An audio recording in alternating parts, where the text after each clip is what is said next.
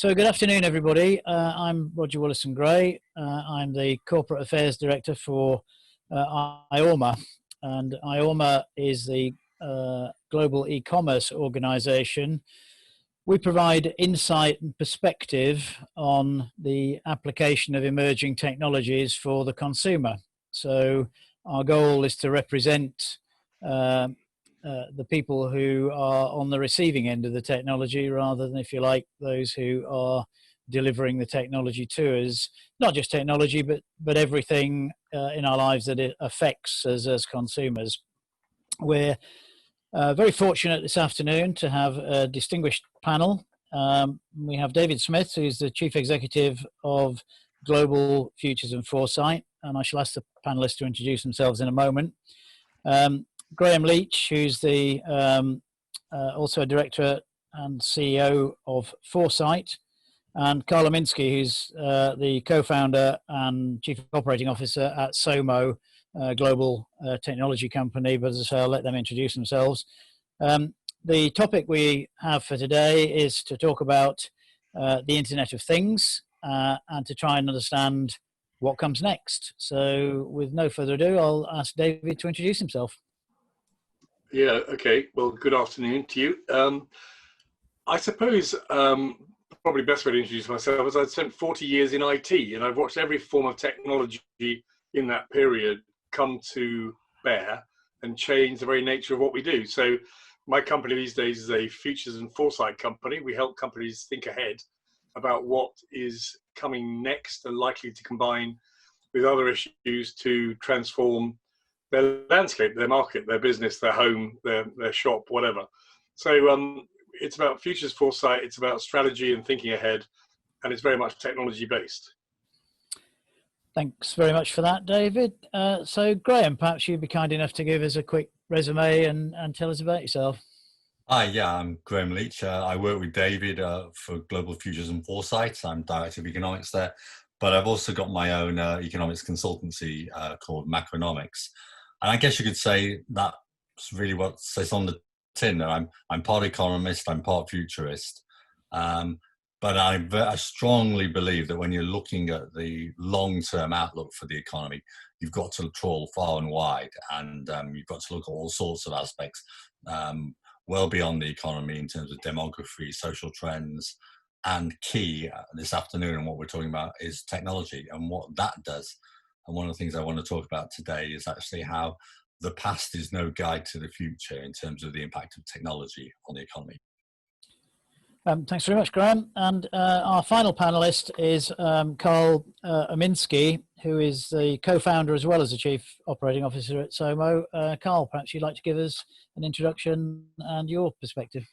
Hey, thanks, Roger. Yeah, Carl Minsky. SOMO is one of the co-founders.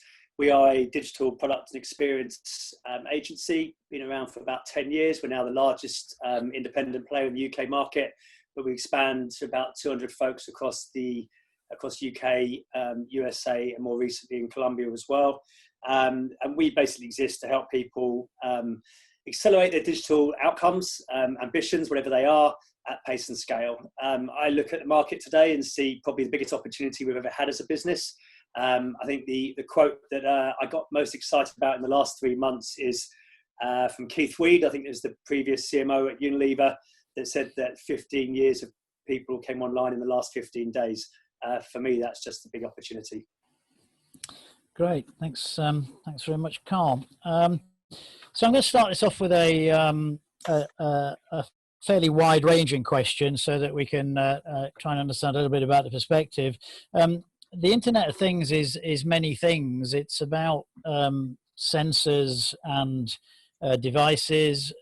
It's about technologies, and it's very much about the impact on people and the future economy and direction of work in many cases.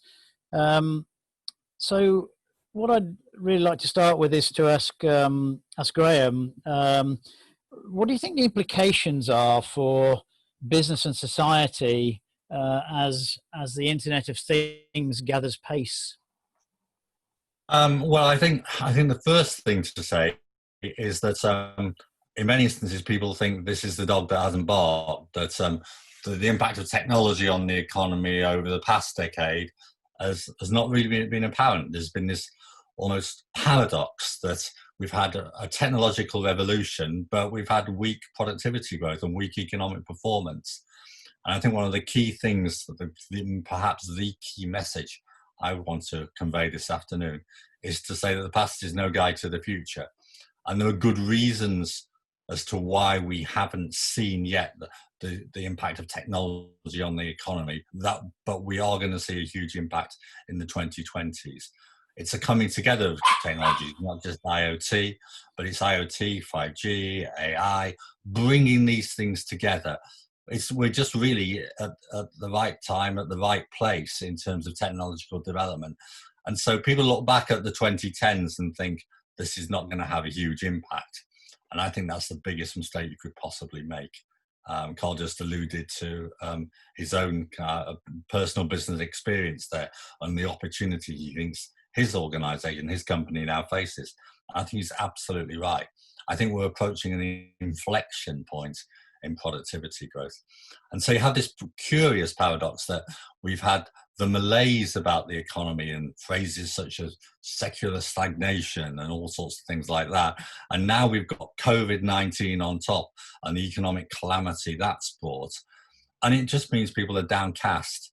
And boy, is this the wrong moment to be downcast, in my view. I think the underlying long-term performance of the economy, because of the interaction of these different technologies, because of the stage of development at which they've now reached, it means that not immediately, not 2020 or 2021, but in the mid-2020s, I think we're going to see a very, very sharp acceleration in productivity growth and economic performance, the likes of which we've never seen before. Now, this is not to be some sort of utopian and see exponential growth. The curve's not going to be, vertical or anything like that. That kind of utopian scenario, I don't subscribe to. But I do subscribe to something which says what we're seeing now is very much beyond what we call a general purpose technology effect even. A general purpose technology is something like electricity, which pervades all sectors and all aspects of the economy. It's something beyond that. It's something which accelerates. It's been described as Industry 4, but it's whatever you describe it as, it is underlying it is a very clear acceleration in productivity growth. And I'm really optimistic. And now one of the things out there is that some of the most optimistic people about the technology, the Elon Musks, the Bill Gates, about people who are most optimistic about the technology are most pessimistic about the employment prospects and the fact that jobs will disappear much further up the occupational scale in the future than in the past. And yes, there will be job losses, but I also think that these undoubted technology gurus and experts miss one point. They miss the complete lessons of economic history. Thank you, Graham. That's a really good point. I'd like to move that over to Carl then, because as our technologist on the panel, I'd be interested in your perspective of that as one of our leaders in the UK and wider. You're part of that coterie of people who are leading change through technology. So can we get your views on that? Yeah, and I think bringing this down to so I agree with what you're saying there, Graham, and I also agree that there will be new jobs created and new things created. We don't know what they are, and we could all sit here and probably have a panel for 2 hours thinking about all those different things that could be. But every time that I was told as a younger lad that computers is going to mean that I have no job, it's only created a job for me. So so I stay optimistic about some of those things. I would say that when we bring this back down to IoT and the impact of IoT, I sort of see, it's a broad market. You mentioned Industry 4, we look at business, we look at consumer. I spend a bit more time thinking about IoT in a consumer space, and I really see two camps. There's a IoT fad and fun area. There's an IoT of value almost, and where you get value in your life. And I really think that because we've seen a bigger impact more recently in the last couple of months of people coming online. I was having an awesome conversation with a big global player yesterday, where, you know, there's one camp saying that people in their early 70s who have gone online now for the first time will then go back offline again, where really the feeling is no, they'll continue, but we have to get the best experiences for the customers now. No longer can you have a poor or difficult digital experience for people who are like super users and things like that. So it has to be mainstream, awesome behavioral studies, great user experience and design, and actually bringing value in through IoT to people in the consumer space. And when I look at that in our households, you know, is that things, you know, rather than things that just tell you, you know, okay, you know, the temperature is a great thing to know in the house, but bringing intelligence around the temperature, actually properly saving your bills. I think on my smart home system last week, I got a report saying that my house was on average 23 degrees. That's got nothing to do with heating. That's because the weather happened to be sunny in London last week. So, you know, it's yeah, bringing intelligence to the data, intelligence through the user experiences, so that people of all ages, all types, can start to really use IoT and use technology in a safe, secure, and meaningful way. Thanks, Carl. Interesting point of view. I think probably a good point to finish this question with David. So Graham's alluded to the growth in productivity and the improvement in the economy. With the you know, the application of the technology, Carl's given us a little bit of insight into how that might work. Probably very much today. I'd really like to get your perspective on the horizon. So where does that take us, and what does it look like?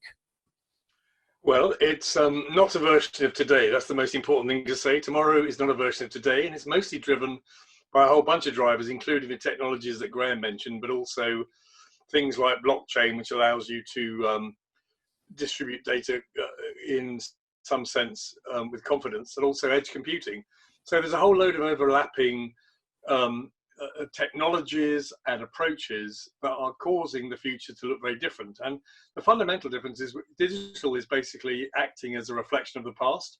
It's not quite delivering the changes in process and practice that we were hoping it might. Many companies are bending it back to their will, and it's just doing what they already did slightly better. But if you think about the future, it's an on-demand world of data-centric decisions. So, you know, the future is all about measuring the world around us. It's street furniture, it's human beings themselves, it's vehicles, it's buildings, it's substrate, it's glass, it's wings on aircraft. And it wasn't very long ago, remember, we lost an aeroplane and we spent a fortune looking for it. We lost a whole aeroplane. Well, the future, they're talking about putting IoT devices at 1 centimeter squares on the surface of a wing to real time know the information of what's happening. So we're moving from a very different world where data, if you like, was, you know, it was optional, there was very little of it. A zettabyte took 40 years to get. And we're now talking about hundreds of zettabytes and beyond that in the next decade. I mean, devices, you know, we've started seeing a few devices polling information, Fitbits, sensors, all these sorts of things, RFID for temporary.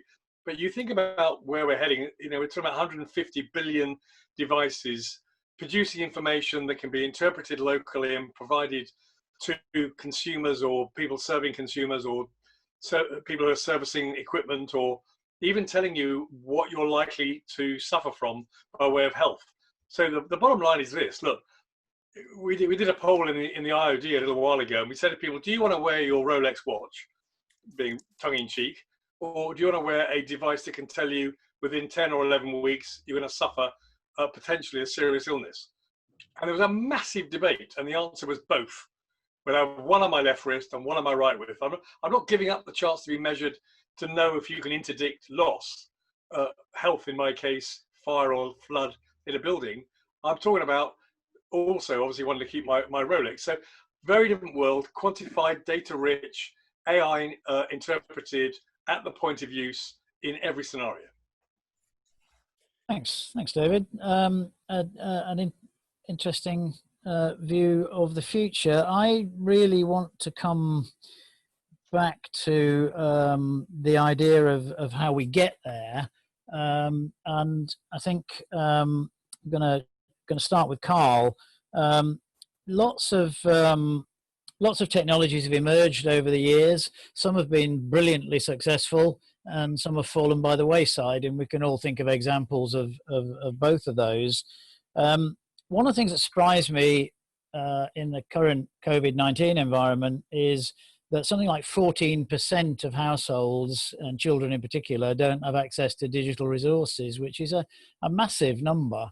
And that's on relatively low threshold technologies. So how are we going to encourage the take-up of IoT propositions, and how do we encourage inclusivity to make sure that we don't create a deeper digital divide?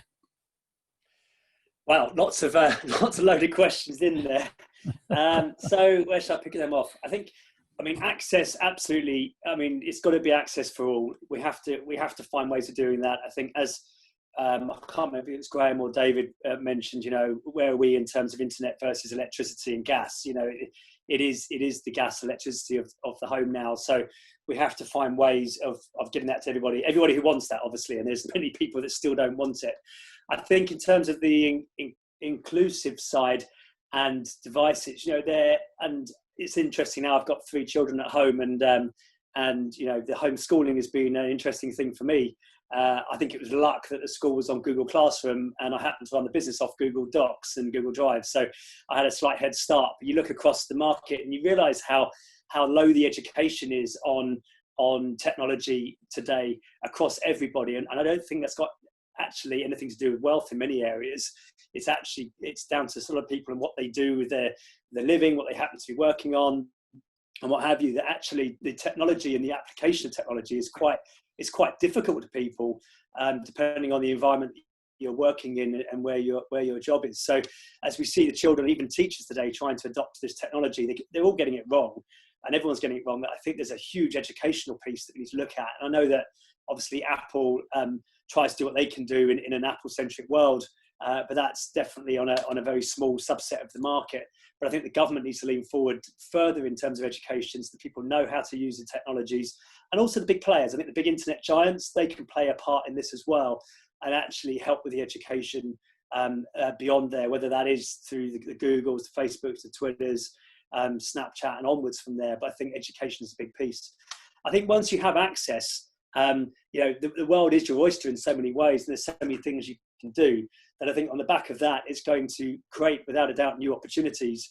And I think when you look at coming back to IoT in terms of access, once you have access, you have IoT, you have the different products and experiences that you can use through IoT, then I think, you know, it doesn't matter who you are, as long as you've got that IP connection, you can really pioneer yourself in your own home life, or even through business as well. I'm pretty sure that right now there's hundreds of new companies that have been set up by kids that are off from school, or people furloughed, that I think is going to be absolutely epic. I'm actually looking forward to seeing where the investment goes into those new companies that are going to be the next new giants on the back of what's just happened now. Right, thanks, Carl. And I want to come to David next and really take a view on this. So, with your ability to fast forward, which sort of propositions and the take up do you expect to see as the norm in you know, the next 5 years or longer? So if I look, you know, if I stand and look backwards and to this webinar and say, you know what, they were spot on about talking telephone boxes, you know, so. I suppose it's a generic thing in a way. It's sort of the death of the scheduled maintenance. I mean, we live in a world where things are done on a rota because we expect them to need our attention on some sort of regular basis, and we put a lot of effort into doing that, and we waste a lot of that effort. Whereas the on-demand world, which tells us that things need doing, is going to fundamentally change the way we do things. A bit like the mobile phone meant it was probably quicker to get into the traffic jam to get into town to find out why you've gone later. Whereas, you know, we're much more spontaneous as a consequence. But the truth is, with IoT, we're going to increasingly rely on things being measurable. I must be honest, sometimes when I put something down and I can't actually just Google and find it, it irritates me that we haven't moved to the point where everything's got a pulse and everything's pinging where it is, and therefore is identifiable, and it can, to some degree, give us an indication of its state. And so the future is a very, very different world, that things that we're used to doing in a cyclical basis won't happen. Things that need to be done on an on-demand basis are going to happen. What I love is the idea that, you know, during the lockdown, the good news is we've got used to using technology. So schools have been forced, good or bad, to use technology, and it didn't turn out that bad for so many people. And obviously, it's a lockdown scenario, so this isn't the new normal. This is the lockdown normal. So the new normal is where we're, for a while at least, open to new ideas. We're open to new propositions. We're open to touching less. For example, the Amazon Shop and Go is go into a store, pick what you need. That's the issue, of course, of touching. But then you just walk out the shop and you're charged for it. So whole new models will emerge in the next decade, easy to predict. That will mean that for consumers it's much easier, you know. But you have to look at the speed at which some things happen. Just smart meters in homes has been a turgidly slow process, and then you swap to another supplier who can't use that device. So we've got to think very differently about how we lay this landscape out and how we interact with different devices as we go forward. It needs a fundamental think about what it is we're really seeking to achieve. And if it comes to automation of things, and maybe that challenges a few jobs here and there, let me just say one thing about that, if I may, there was a study done about 2 years ago in the city, and 10% of jobs in the city only exist because of new technology coming to bear in the city. And some of the highest paid people in the country are there, 10%. Recently, a survey on IoT asked financial services, what percentage of you, like ended up being, what percentage do you think you'll use IoT devices of one sort or another? And maybe 25%, yes, 10%. The Deloitte study came up with 50% within 2 years. So there's a really interesting debate to have to people to free up their thinking, to be open to new ideas and to open to new initiatives. That's great, David. Thank you very much. I'd like to turn to Graham on the same question, but from a slightly different perspective. You've advised government and shadow government on behalf of business leaders. So your ability to navigate policy is something that you're well respected for. So really what I'd like to understand is what policy can do to encourage the point Carl made about education, the points David made about adoption, because in my experience, we're often derailed by our ability to set appropriate policy and in some cases to regulate and legislate. Be interested in how you feel about that. Yeah, well, you said advise. I'm not sure they always listened, but they at least tried to advise. I think it's a very difficult area, actually, from a policy perspective. I tend to take a pretty fundamentalist approach, which is that you create the business environment to let businesses of all complexions flourish. Yes, you may need to do something more in the tech sector with regard to certain incentives, but there's already huge investments in R&D by the public sector. I think we can do a lot more good, actually, in creating an environment where just more businesses want to thrive. And so you have a low tax regime, you have a favorable regulatory regime, you have all these things in place which make you an attractive location for your business. And David was alluding to the city before, and one of the striking characteristics of the city is what we economists call agglomeration economies. It's of scale. Those are all the facets, the experience, the knowledge base, the relationships, the networks. All those things come together in the city to make it basically the world's leading financial sector center. And in the same way, I think you want to try and build the same environment for technology. And you could say that London does that very successfully already. But we could do more. But what I actually worry more about is this idea that somehow politicians have some sort of golden wand which they can wave, and then lots of wealth creation will arise as a result. I'm somewhat doubtful about that. Ronald Reagan used to say the most dangerous words in English language was, "I'm from the government, I'm here to help." And I still kind of agree with that. I think we've seen during the COVID crisis, that civil servants take quite a long time to respond to signals, and the market responds far quicker. So we need to facilitate the market, trust people, trust the entrepreneurs, trust the venture capitalists. Yes, we need to facilitate the dissemination of ideas within the knowledge economy, and the measures the state can take to facilitate that, and is already doing, and university industry links and so forth. But really, at the end of the day, we've got to leave it to the market. The government needs to get out of the way.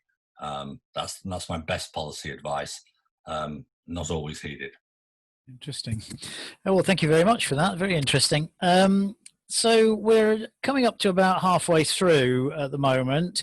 I'd just like to remind everybody that there is a Q&A button where you can place questions. We have got 3 questions so far, but I plan to spend the last sort of 10 or 15 minutes trying to incorporate the questions from the audience. So please, if you've got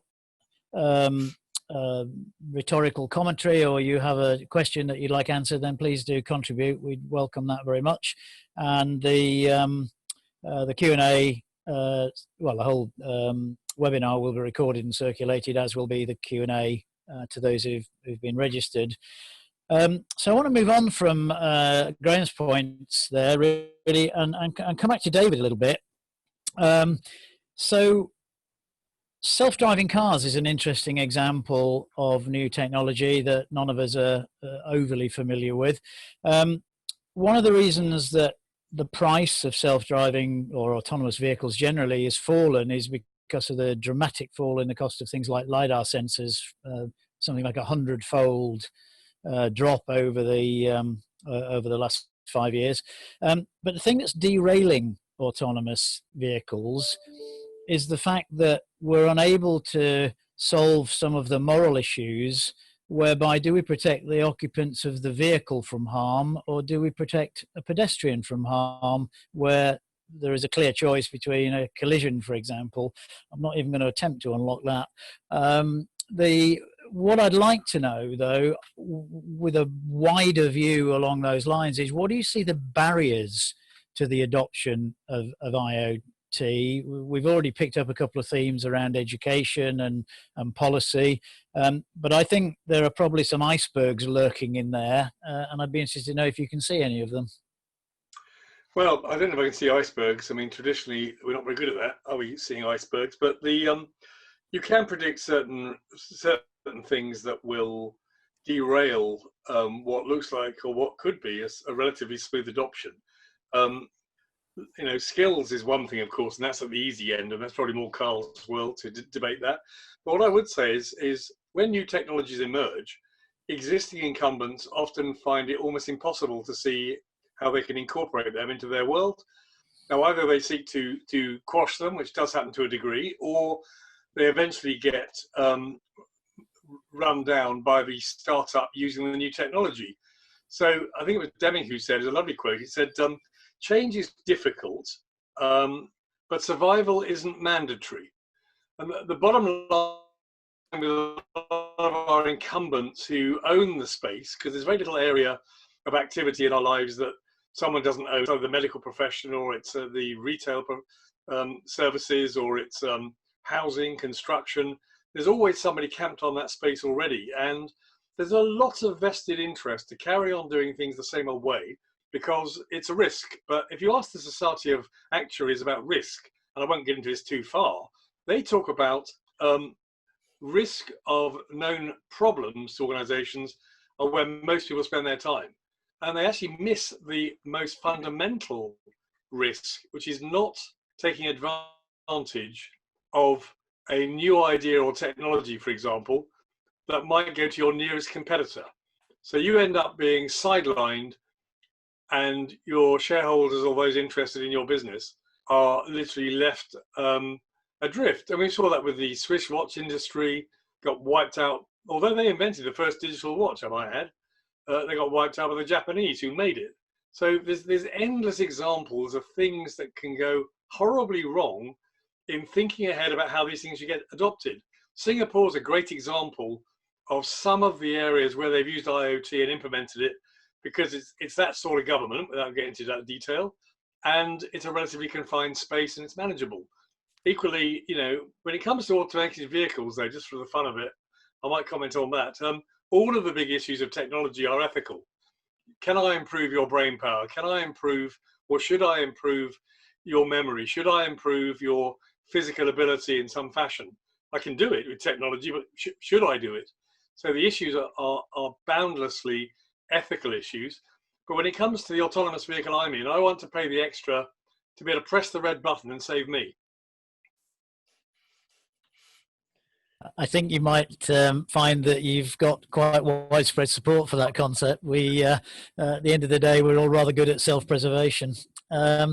So I'd like to direct that question to Carl and pick up on something we mentioned in a previous conversation. So who do you see as the Will Ludd for the IoT? Because I think there are, as David said, vested interests, and just because you can do something doesn't mean that people will necessarily want you to. So how do you see it evolving? Yeah, so for me, I'd say, actually, to answer more broadly, around you talked about barriers then, is I see there's barriers on both sides, man. You've got the consumer and you've got the business, the supplier of the IoT equipment. And if I look at the consumer space, I see, you know, 4 big things that are preventing people from adopting any form of IoT in their world and life. One, the most simple, is messaging. You know, in terms of how people are selling it. You look next time somebody's trying to sell you an IoT camera, a simple camera, connected camera for your home.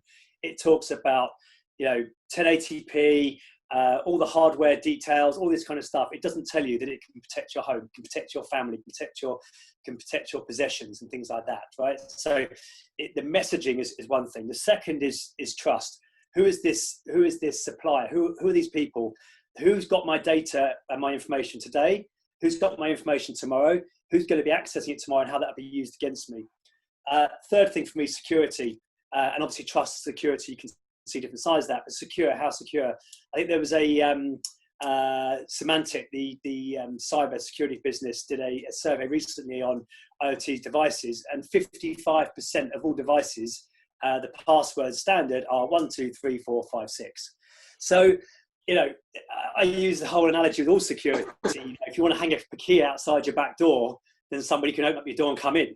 You know, and it's the same way in an office. Most security is let down by people who leave things printed and left on the printer.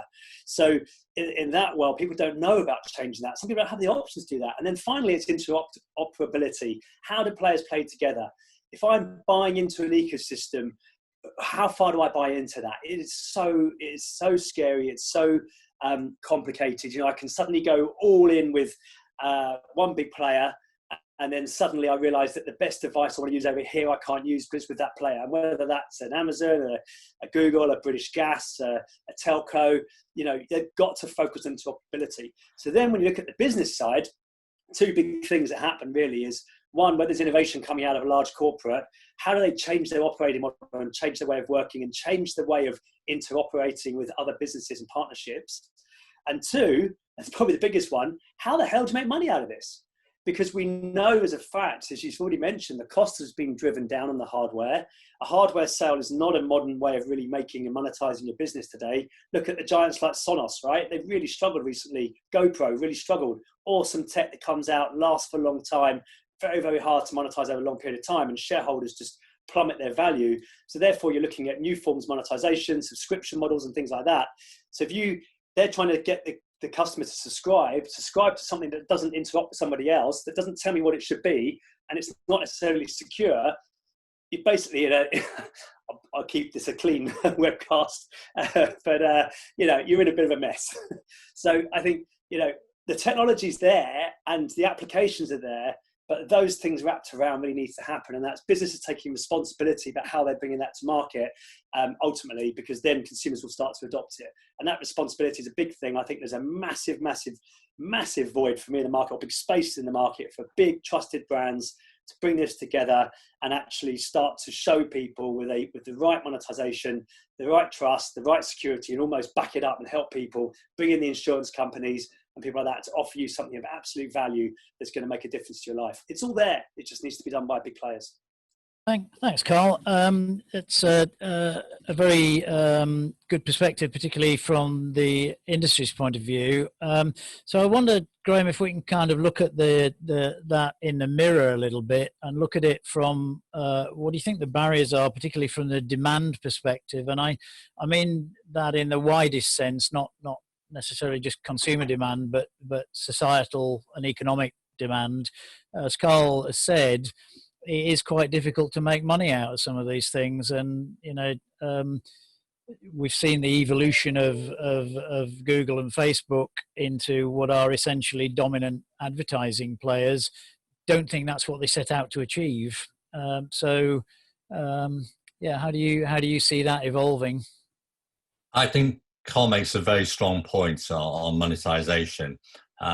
But I think that's also a feature of all technological revolutions, and there's a lag. If you look at electricity, the first power station there was in New York in 1870 something, and yet we had to wait to the Roaring 20s until it was literally applied throughout the economy. Now, I'm not saying it'll take 50 years again. I think the time span is condensed far more.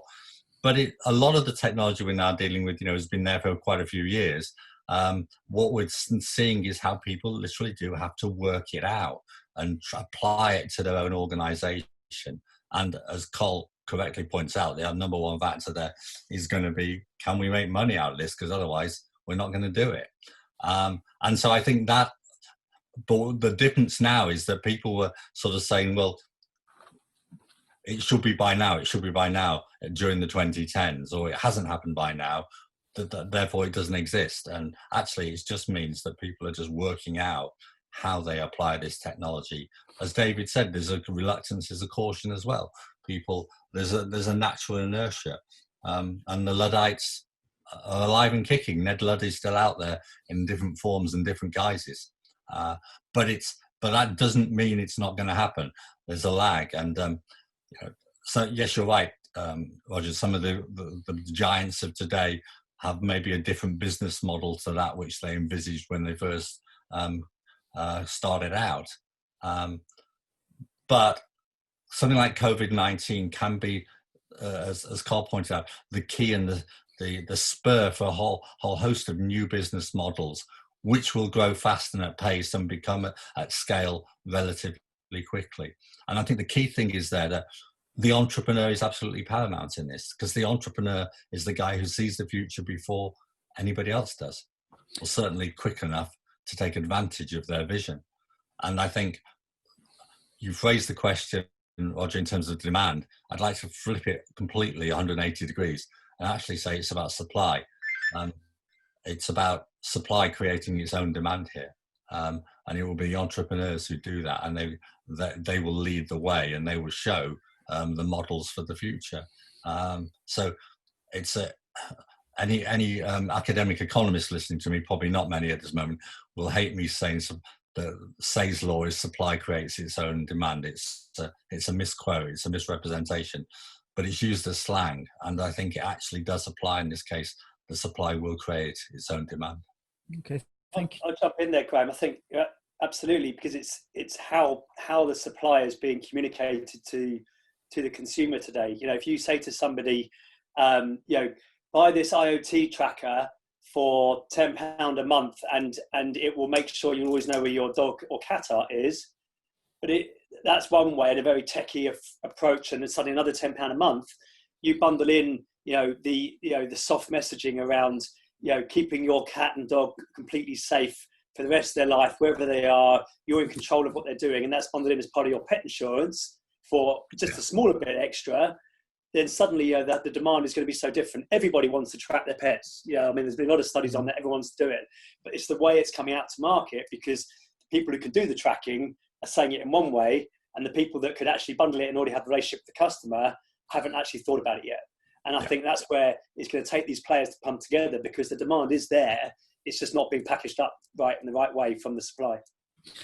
So let me just come back to you on that, because something that point that Graham made and has commented on in his book is this wave of innovation. So I want to just focus a little bit on the present with COVID-19, because we're not out of the woods yet, and we're certainly not out of the woods economically. We all expect profound changes to happen over the short and the medium term. So does this whole trigger of COVID-19 make you more or less optimistic about the impact of these technologies, and what do you think will trigger this wave of innovation that we hope to see? Is that to me, Roger? Hope it is. Yep, to you to start with, but I would like Carl's perspective on that as well. Well, I think it depends to a degree on the economic scenario and the epidemiological outcome we're talking about. If you've got a very quick bounce back in the economy in the second half of this year, then actually I think it may possibly mean that what we're saying still happens, but it happens at maybe at a slower pace. I think the longer the lockdown and social distancing measures continue, then the greater the pressure on organisations, and the incentive indeed, to reimagine their business model and reimagine the workspace. So I think giving them a little bit more time with a bit of a longer lockdown actually may be fruitful in the short term.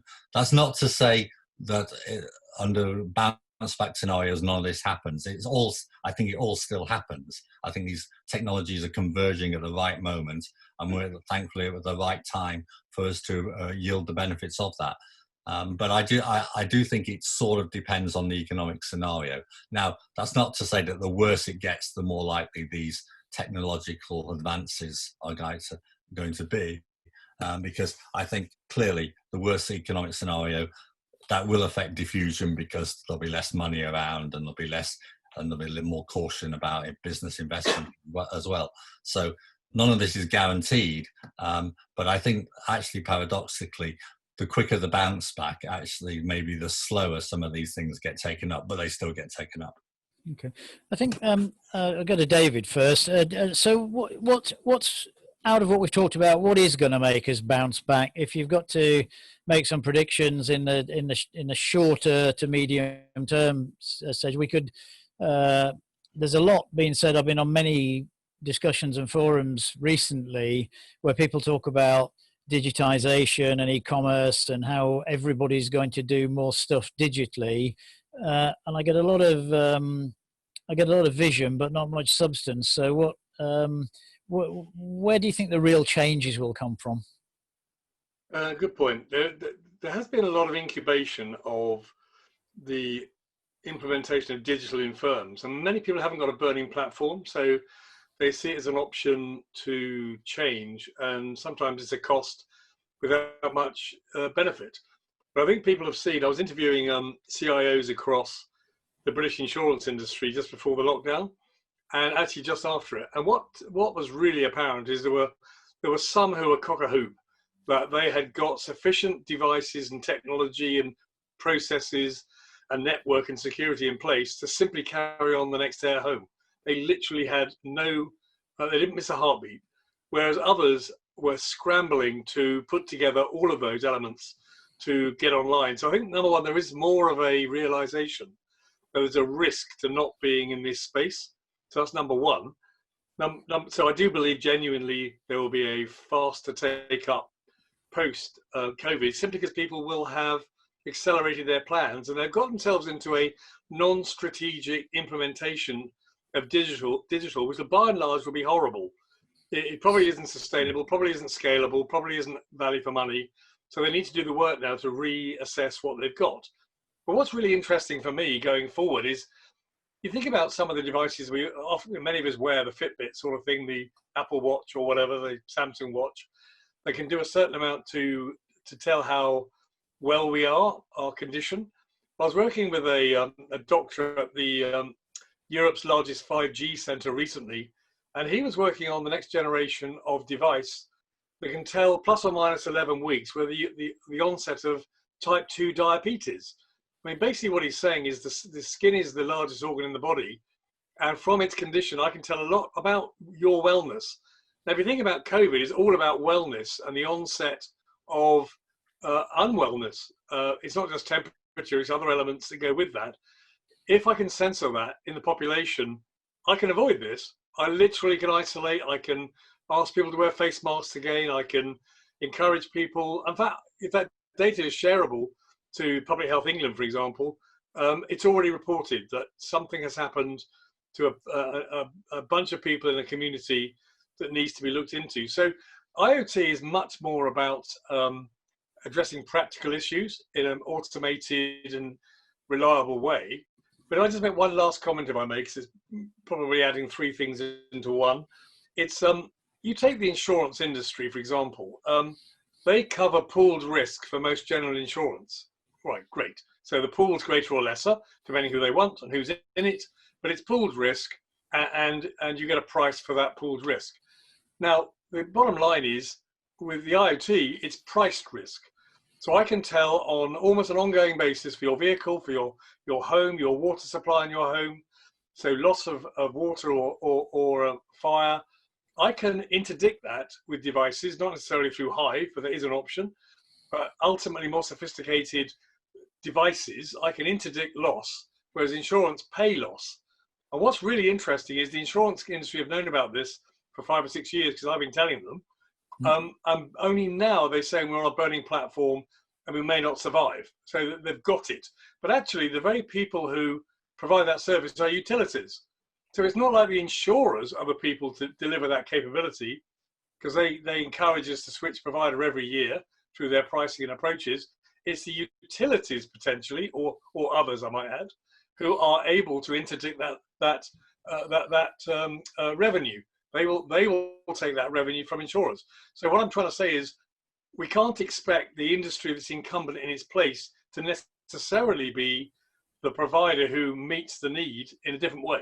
It's good old Porter's five forces, really. Okay, thank you, David. Carl, just to finish off the closed questions, as it were, just on a final point on that, where do you see innovation coming from? I'm going to ask you to phrase it slightly differently. So let's suppose you've got a spare £100,000 lying around in your back pocket. Where would you invest that in machine-to-machine technologies to get the best return? Goodness. So I invest in quite a lot of different spaces. In terms of machine-to-machine, I think right now I'm actually most happiest with my investment in a health tech company called Careology, which is actually has been focused on cancer care in the market, and actually got an interesting pivot right now. I think somebody asked in here earlier on, one of the questions was about health tech, but I think everything that we've learned in the last 3 months about remote diagnostics and how things can talk to one another. The first thing everyone jumped at was, we can now talk to a GP online. Obviously, that's been available for a long time in Babylon and other systems as well. That's not going to solve anything. We've still got a lack of doctors in the UK. So therefore, actually self-diagnostic, which I think we've been talking about anyway in some of this conversation, and the awareness of that, which has been caused by obviously the massive health impact we've had in the last few months, that actually I'd probably put my money into different forms of healthcare, health tech areas where it's actually meaningful. But for me, it's not about just telling you that you've got a problem. It's about helping you through that journey. And too much machine-to-machine technology investment in health tech, I believe, is actually on the machine side and not enough on the customer side. And I'm focused on those that are focused on the customer journey through health tech, because that can really help and guide and actually prevent impact whether it's the NHS or private, wherever it is, help with the impact on there with people. And I'll just say on one last thing, just going back to the other point as well, is that for the last 5 years, digital has been something that's sat on the boardroom shelf. It gets pulled down every so often in certain meetings. We should do some digital here, we should do some there, or we'll hire a CDO, or we'll do this or do that. get that bloody thing off the shelf now, bring it down. It sits there in the boardroom and it's the responsibility of the CEO. And that is it now. The CEO is now the CDO. They're responsible for digital. You've got to get resilience to scale. You can no longer look at it as a cost. You look at business value. When you look at that business value, you look at how you bring huge efficiencies in. Any digital transformation project today has got immense efficiencies. You then look at innovation and how can you innovate, but you have to have a new operating model within your business. And I think if you're not sitting there today saying, I've got the same operating model, digital still sits on the shelf, you won't exist soon. And I'll let Graham work out when you won't exist, but that's my last sort of feelings on that. Thank you, Carl. What I'm going to do, we've got 11 questions from the audience and we're not going to get through them all. So firstly, to all of the people who've placed questions, we will give you a written response when we circulate the recording and the response to your questions from the panelists. But I'm going to pick out a couple of things that are fairly general, if I can, because I think we've covered quite a lot of the specifics. So a question here from an anonymous question, but it says, and I'll address this to David first. Do you believe that data analysts will be a in-demand profession in the future? Oh, well, that's relatively easy. Yes. Yeah, of course. I mean, without wishing to be blasé about it, we are massively short of people who can bring know the questions or the mechanisms to analyze the data with it. We can probably get most of it is wasted. It literally is wasted. We don't do anything with it. So, yeah, one of the growth areas before machines take that over, I might add. And we have autonomous analytics, which is the next thing sort of coming after prescriptive analytics. So yeah, data science is going to be one of the big things for the foreseeable future, at least. Yeah, okay. It's been the last few years. There is some commentary that about 20% of data science will be automated within the next few years. So I guess there is a trend towards that. I'm not going to go around everybody for each question, simply in the interest of time. So I'm going to fire questions to individuals, if you'll bear with me. This one, I think, to Carl on the commentary that you were talking about healthcare, from Michael Phillips, and he makes the point that prescribing is only possible with regulated devices, and that healthcare itself is obviously a highly regulated framework. How would you react to that in terms of accelerating the process? I believe that regulation is going to be disrupted huge, absolutely huge. It has to be. I think the red tape that we've seen now, and unfortunately I've had too much experience within the NHS in the last 6 weeks, not personally, but from a business point of view. And, regulation throughout everywhere when it comes to medical needs to change, like it's changing in every other industry as well. And yes, I know there's a lot of people that will say, oh, it has to be, it has been, that's why it's always been like that for years. That's coming to the end now. And I think we're going to see a complete U-turn on that and change on that. Yes, we need to have regulation like we need across everything in technology and security and things like that. But no longer will it stack up saying that's the way it was done. Thanks for that, Carl. One for David, also an anonymous question. But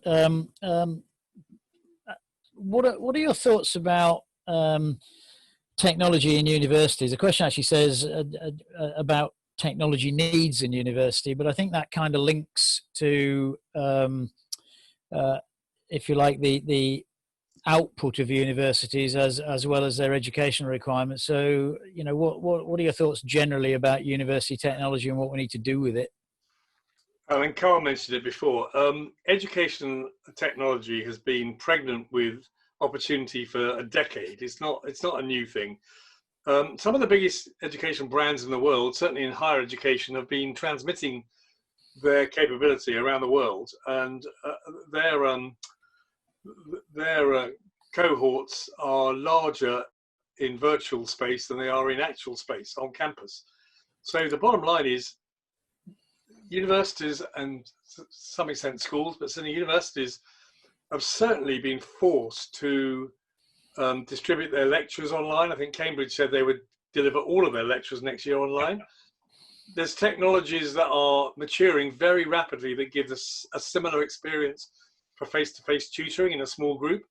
So there are all sorts of capabilities that will allow those facilities to be done online. But that's not the answer. The answer is different. It's a bit like, what is the purpose of a university in terms of educating people? You know, we need education, we don't need universities is the argument. It's a lovely old one. But am I going to get a degree from a little known British university, or am I going to get a distance degree from Harvard University? You know, if it ends up costing the same amount of money, which one's going to take me further in life? I think that's one of the big questions some of these people have to ask is, have they got a market? Now we've realized that actually a lot of what they can deliver, so a lot of their courses is deliverable online. Do I need to get it from a homegrown base, or do I go somewhere else? Well, that leads me neatly into the next question that I'm going to address to Graham. I'm going to paraphrase this slightly. The question's from John Andrews, and he asks whether do you think that whether globalization and the IoT are competing or complementing each other? And I think the kind of subtext of that is globalization is driven primarily by cost reduction, and in particular labor cost reduction. So almost moving on from the point that David made about education, the IoT is going to make a lot of that possible. So, you know, are we competing with globalization? And does the IoT, for example, bring reshoring back? What do you think about the economic aspects of that? Well, I think there's undoubtedly the phase, well, we had the phase of hyper-globalization up until about 2008, and subsequent to the financial crisis, we've had what we've called slowbalization, where it's continued, but clearly at a much slower pace. The phrase of the day now is deglobalization, and how far back we retreat from that. And I think we do come back a little bit of the way initially, but I think long term there could be a massive retreat. And I think technology really does work against globalization in that sense in the long term, because while technology makes the world, shrinks the world and makes the global village smaller and smaller, at the same time, technology, 3D printing, additive manufacturing, IoT, all these technologies are facilitating onshoring. Because if you've got technologies which take out the labor cost, then your low labor cost advantage disappears overnight. Now, it's not gone yet, but these sorts of changes are now underway. And the idea that now there needs to be more resilience and redundancy in supply chains in the future as well, means that even if the cost advantage isn't as great as it could be initially, that is another factor to stir into the mix. And so it may, encouraging more onshoring. So I think there is although it might be slow initially, I think as the technology develops, then it is really going to work against the globalization process. So we'll have a unique situation where you'll have more of a renaissance potentially of manufacturing at home, and we will be able to speak to everybody and communicate in 5G in all sorts of manner of ways through IoT as well around the world. But it also means that there's an element of it which undermines globalization. So there'll be a paradox there. All my answers and responses this afternoon have been full of paradoxes. That shows I'm an economist, doesn't it? Thank you very much indeed, Graham. My apologies to those of us questions we've not addressed. We are coming to the end of our time. What I'd like to do before I close the session is to ask each of the panelists, I'd like you to give the audience one thing about the topic around the Internet of Things, so about our interaction in a more automated, more machine-driven world. One thing that inspires you for the future that you believe would benefit the next generation. And we'll start with you, Carl. Just to make it difficult. Yeah, I think for me, I'm just excited about all the stuff we've been talking about just working. And actually, I don't think it needs to get any more for me right now. I think properly integrated systems that make your everyday life more secure and more in control would just be awesome at the right price, you know. So you know, what we have today packaged really well. Like, we're not there. I don't want to jump ahead, and I think the easy answer for me would be to say, like, yeah, autonomous driving or this or that or flying things or whatever. But for me, just get what we've got going today working really well for people. Sort of getting the cake fully baked, as it were. Yeah. David. Well, I mean, there are actually a whole load of things, but I'll keep it down to one thing. I've got to be honest, I mentioned it, it's health. The very idea that we can, through proxy or actuality, measure parts of us that are beginning to go wrong means that massively cheaper healthcare, because we can interdict things earlier, massively better lifespans in some fashion. It's got all sorts of capability to make our lives a lot more pleasant, and to cost the country a lot less money, and to interdict a lot less pain for us. So it's just good news as far as I'm concerned, and it is gradually encroaching. It's one of those things that isn't going to be an overnight success. It's just gradually working, and you see endless examples of this, and they're quite cool, actually. Yeah, I agree with that. And last but not least, Graham, putting the paradoxes to one side, what fills you with inspiration? I think it's education, actually. I think the lockdown has opened up the potential for a whole swathe of new business models. I've always thought that education and health were the #1 markets of the 21st century. It's just a shame that they're dominated by public sector monopoly provision. But in the future, I think this is going to change. And I think new business models, Cole was talking about, you know, kind of working out how to operate things at home with 3 young children. I've got 2 children at university, so I'm a little bit past that stage. But I do think that new business models are now going to proliferate, and it's going to be amazing. And I don't think we should necessarily, I think some of the existing branded universities, the Oxbridges, the Red Bricks or whatever, they will survive and thrive in this. But I think if you haven't got a brand, and you've also got untold borrowings for new buildings you've constructed in the last 20 years, I think you're in a sticky position. So I think watch the entrepreneurs here, new business models in education. And hey, guess what? We may end up with a situation where suddenly kids want to go to school, something they haven't done since the state took over education 150 years ago. That's an interesting thing to finish on. Can I just say my wife's a teacher in the state system and she's downstairs, so I'm in trouble now. Well, my inspiration is I'm looking forward to my first flight in a remotely piloted drone, which is as a former private pilot, it would be nice to be able to read the paper while I'm going somewhere. I'm worried about that. So I'd just like to close by saying thank you to all of the people who've joined us and the majority who've stayed with us all the way through. So thank you for your time and your attention. I hope you found the views of the panelists and the content interesting. To invite anybody who is interested in joining IORMA, IORMA is a networked organisation, and therefore we depend on membership. So we'd be very keen to encourage you to join us. And you can get more details from the IORMA website. And to thank the panelists, and again, David Smith from Global Futures and Graham Leach also from Global Futures, and Carla Minsky from SOMO, thank you very much for giving up your time and sharing with us your insights, which I personally found fascinating. Thanks again. Thank you.